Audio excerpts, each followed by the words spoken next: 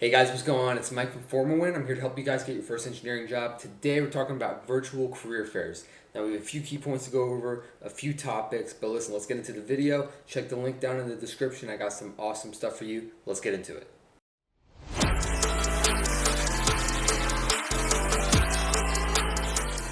Alright guys, as usual, feel free to reach out to me if you need anything for help. My number is 305-923-8724. Again, 305-923-8724. Let's go ahead and get into this video now. Virtual career fairs. First off, there are more than you think. Again, in the description, there's some link down below, upcoming. Go ahead and check them out. And there's also some link there that are going to be in the future. So just go scavenge the websites, try to find some, and start lining yourself up for these. Because if you want to use this and tackle this, this might be a really good method for you.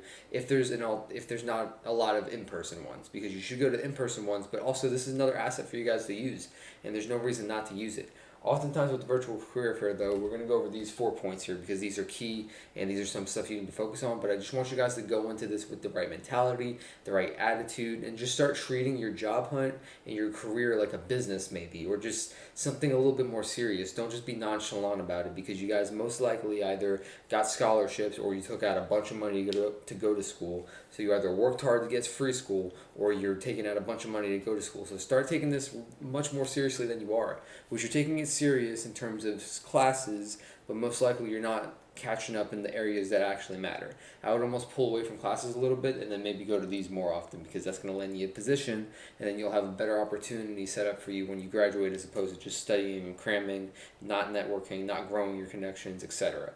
Right? So let's go ahead and get into this. Now this is going to be super key. Again, check the links in the description for some upcoming events and apply this at those and future ones for the rest of your life. So let's talk about preparation. Now this one, there's a few things to do. Let's get tactical but also methodical first. So I want you guys to imagine you're preparing for a marathon.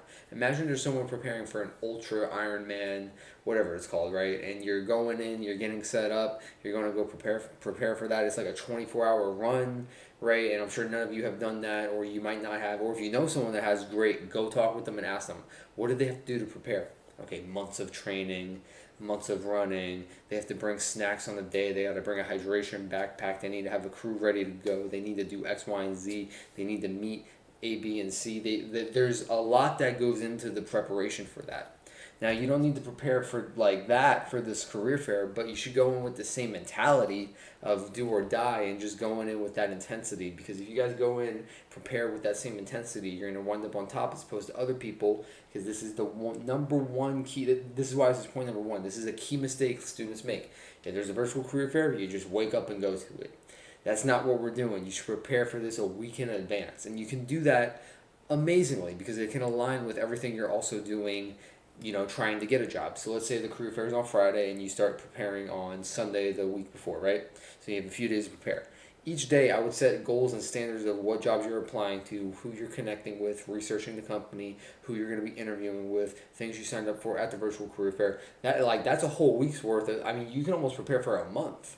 So the more the merrier, but there's a lot of preparation that goes into it. But for the day, at the bare minimum, make sure you have resumes, make sure you know who you're interviewing with, make sure you look them up on LinkedIn, and kind of run through that a little bit. So that's the bare minimum, but then go in advance and just prepare months in advance, because you can and you will and you should.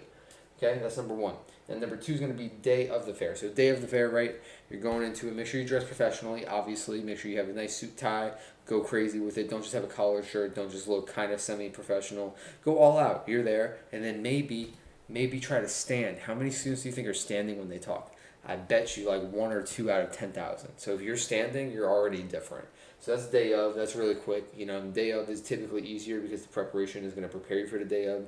The confidence comes from the preparation. Then the day of should be a little bit easier. But have everything on hand.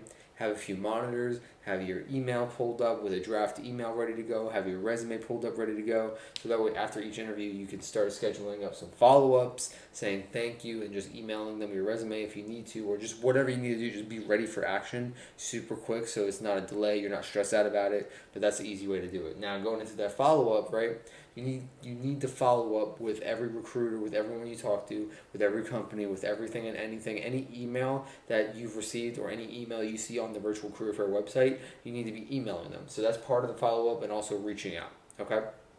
Last but not least is going to be mistakes to avoid. We already talked about the preparation. If you're just waking up and just rolling out of bed and going to this virtual career fair, you're not going to be successful. It's a waste of time. You will not form yourself a win.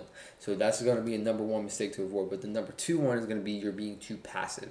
If you're just showing up and you're kind of nonchalant, going through the interview like, hi, hello.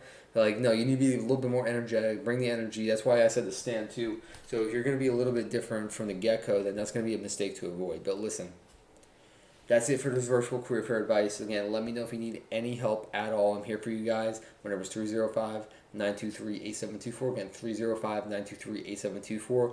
Go rock the week. Go to these career fairs in the description, and I got your back.